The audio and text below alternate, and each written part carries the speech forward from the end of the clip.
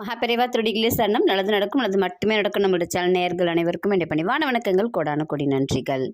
இன்றைக்கி இந்த பதிவில் நிறைய பேர் பண கஷ்டத்தை பற்றி தான் போட்டிருந்தீங்க. அது நம்ம எதிர்பார்க்காத அளவுக்கு நம்மக்கிட்ட மிகப்பெரிய மாற்றத்தை கொண்டு வரத்துக்குரிய எளிமையான வழிபாடு இன்றைக்கி நம்ம சொல்ல போகிறது. சரிங்களா? மகாபெரிவாவை பார்க்க மகாபெரிவாவுடைய தீவிர பக்தர். ஆனால் ஏதோ ஒரு ப்ரைவேட் கம்பெனியில் ஒரு சிம்பிளாக ஒரு வேலையில் இருக்காருன்னு வச்சுக்கோங்களேன். அவருடைய பையனுக்கு பெரியவா பார்க்கும்போது கோவம், நான் வரமாட்டேன் அப்படிங்கிறான். பெரியவா தெய்வம் பார்த்தே ஆகணும், தரிசனம் கிடைக்கிறதே பெரிய விஷயம்னு சொல்லிட்டு அவங்க குடும்பத்தோடு வராங்க. அம்மா, அப்பா, புள்ள 3 பேருமே பெரியவாவை பார்க்குறதுக்காக லைனில் நிற்கிறாங்க. பெரியவாவை நான் பார்த்தே ஆகணுமா அப்படிங்கிற கோவத்தில் அந்த பையன் நிற்கிறான். இவர் தெய்வத்தை பார்த்தாகணும் அப்படிங்கிறதுல அவங்க அந்த அப்பா நிற்கிறார். இவனுக்கு என்னென்னா, அப்பா இவ்வளோ கஷ்டப்படுறார், எவ்வளோ உழைக்கிறார், ஆனால் ஒரு முன்னேற்றமே இல்லையா அப்பா கிட்ட.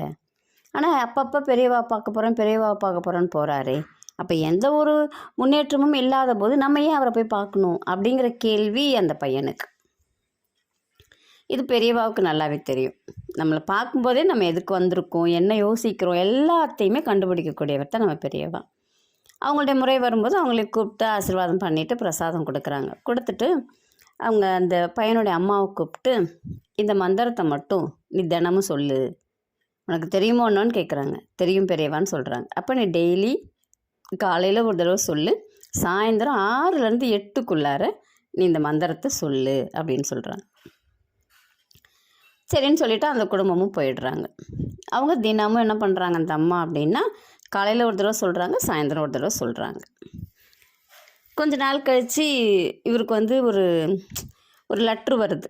என்ன லெட்ரு வருதுன்னா, இவங்க கம்பெனி ஃபாரினில் இல்லாமல் இருக்குன்னு வச்சுக்கோங்களேன். அங்கேருந்து ஆராய்ச்சி பண்ணக்கூடிய ஒருத்தர் இந்தியாவுக்கு வரார். அவருக்கு இவர் கைடாக இருக்கணும், கைடாக இருந்து எல்லா இடத்தையும் சுற்றி காட்டணும், என்னென்னலாம் பண்ணணுமோ அதெல்லாம் கூட இருந்து பண்ணணும் அப்படின்னு சொல்லிட்டு அவங்க கம்பெனியிலேருந்து இவருக்கு ஒரு லெட்ரு போடுறாங்க.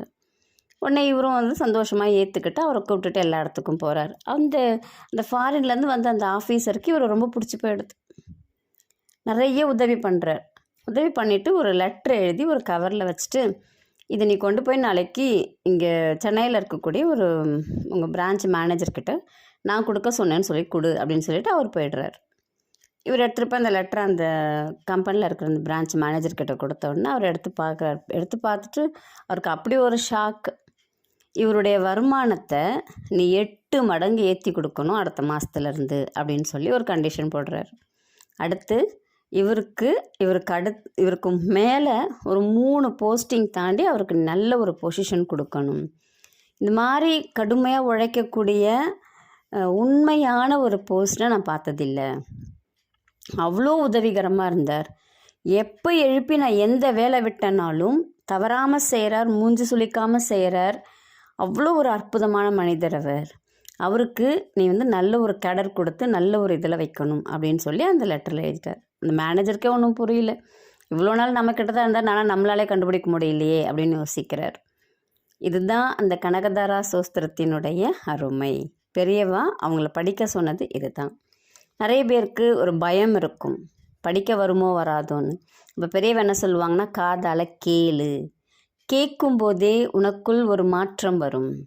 காலையில் வீட்டில் ஓட விடுங்க, சாயந்தரம் வீட்டில் ஓட விடுங்க. எல்லார்கிட்டையும் மொபைல் இருக்குது, யார்கிட்டையும் மொபைல் இல்லாமல் இல்லை. உங்களுக்கு ஒரு பைசா செலவில்லாமல் காலையில் வீட்டில் கனகதாரா சோத்திரத்தை ஓட விடுங்க, சாயந்தரம் 6லேருந்து 8க்குள்ளே எல்லா வீட்லேயும் ஓட விடுங்க. கண்டிப்பாக நம்ம எல்லாருடைய மனநிலையும் மாறி நமக்கு தேவையான செல்வத்தை கொடுக்கும். நம்பிக்கையோடு செய்து பலனடைங்கள். நன்றி, வணக்கம். நல்லதே நடக்கும்.